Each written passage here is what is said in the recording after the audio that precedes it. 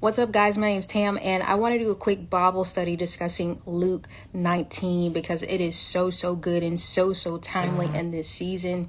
But in Luke 19, it discusses how Jesus was just talking about parables, and he was also healing in the midst of that. And as it goes through the passage, almost around the 40th verse, it talks about how Jesus was healing. And in the midst of that, the disciples that were with him started to cheer him on. They were like, praise be to our God. He is Lord. He's the King. They were shouting Jesus out. They were giving God the glory in the midst of that. And here comes the Pharisees saying, aren't you going to rebuke them?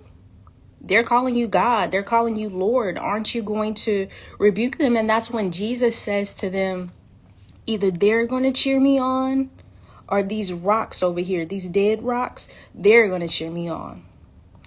But I'm going to get the glory either way. And I want to pause there on Luke 19 because just that snippet is so beautiful. Because a lot of us can identify with being a disciple, right?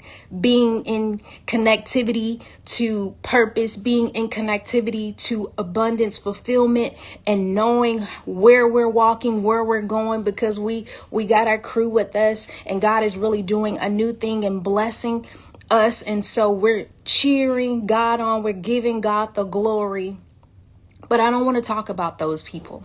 So if you're one of those people, I'm not talking about you today, but keep giving God the glory. What I want to talk about is the rock. I want to talk about the dead thing, because there are some of us, and I don't want to talk to the dignified folks. I want to talk about the folks that feel dormant, the folks that feel dead, the folks that feel like that rock where they're waiting on their opportunity to give God the glory. They're waiting on their opportunity to cry out. They're waiting on their opportunity to have their purpose. They're waiting on their opportunity to be connected. A lot of us are that rock. We are surrounded by people that are walking in their purpose, that know what their purpose is, and they're doing phenomenally in life, and we're clapping them on.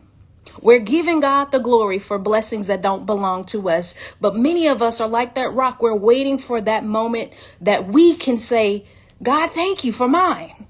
God, thank you for allowing me and exposing my purpose. God, thank you for allowing me to walk in abundance with you.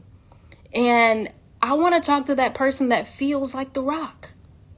I want to talk to the person that feels like their life has been in limbo, feels like they don't know what their purpose is, feels like they've been dormant, feels like they've been dead. And the crazy thing is, when Jesus was talking to the Pharisees, he could have said anything. He could have said, well, that pig could give me the praise, or that horse, or that dog, or that living creature over there could give me the praise. But he said a dead thing. A dead thing. He said either they're going to do it, or this dead thing right here is going to do it. This dormant thing right here, this thing that you didn't even know was over there until I pointed it out, is going to give me the praise, is going to cry out. And I want to tell you guys that you are that rock. And the beautiful thing about being that rock is that God is the rock. He's that solid foundation for which we stand. And in this season, God is going to point you out. See, you thought you were dead. You've been lying dormant. You hadn't tapped into your purpose. You hadn't tapped into your gift. You've been too busy watching everybody else, clapping for everybody else. But God is going to hear the chatter for everybody else and go and point you out, that to which you thought you were dead, that to which you thought you had no place, no foundation, no fruit. God is about to point you out so you could cry out to him and give him the glory for everything he's already done, what he's doing, and what he's about to do in your life. And when we look at this passage, too often do we say, well, the song goes, I don't want the rocks crying out in my place, where I should be giving God the glory, where I should be praising God, where I should be thanking God for everything that he's doing, what he's done, and what he's about to do. How many of you know that God is positioned? He's prospered a lot of people And a lot of them are like the Pharisees. They have shut their mouth because they can't, and they refuse to give God glory and refuse to give him his just dues. And this is your season in being that rock where God is going to say, okay, well, they don't want to do it. I've blessed them. I've protected them. I've kept them. But now let me look at my child, because I've hidden something deep down inside of them for such a time as this. They didn't know what their purpose was because I've been hiding them. I've been hibernating them. I'm protecting them all along. And they kept wondering, like, God, why not me? God, I want to be a part of the discipleship. God, why not be? Why not me, God? I want to be connected. God, why not me, God? I want to prosper, God.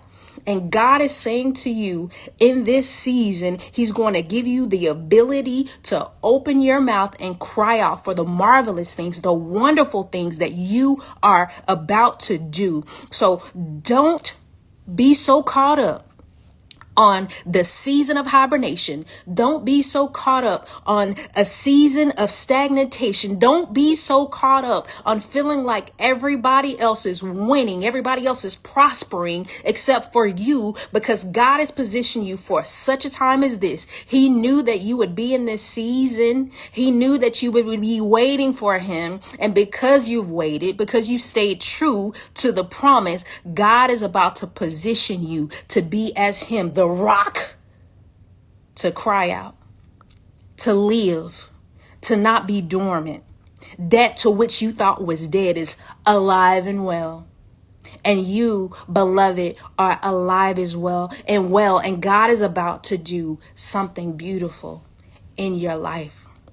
So if you've been feeling like, I feel like that rock, like I don't feel like the disciples, I don't feel like I get to cheer for being connected to these people and doing this and doing that. And God, you put me in the back, and I want to be in the front. God, I want you to use me that way. God, why not me? And your why not me is going to turn into, God, thank you for allowing me to wait in this season. Thank you for positioning me and giving me the ability to actually stand firm in this season. Because if you had gave it to me a while back, God, I don't know if I could have handled everything that you are doing in my life. But God is giving you an opportunity to be able to carry every blessing. Your blessings are not going to take you out. They're not going to overwhelm you in this season. Your purpose is going to be realized in this season. I'm so excited for you, for being able to be that rock, because you being the rock, you're going to be firm. You're going to be solid. You're not going to be on sinking sand. And you're not going to be like the Pharisees, not wanting to give God the glory and the praise for the marvelous things that he is doing and that he's going to do and is done in your life. So I just want to encourage you that it's okay to be in hibernation. I want to encourage you that God has heard you. Your why not me's. God has heard you. God has heard you, beloved. So don't be discouraged. Don't look to and fro with everybody else and what God has done and what God is doing for other people. Don't be so carnally minded on money and material things and be so consumed as to counting those just the blessings and missing the mark on life, health, and strength.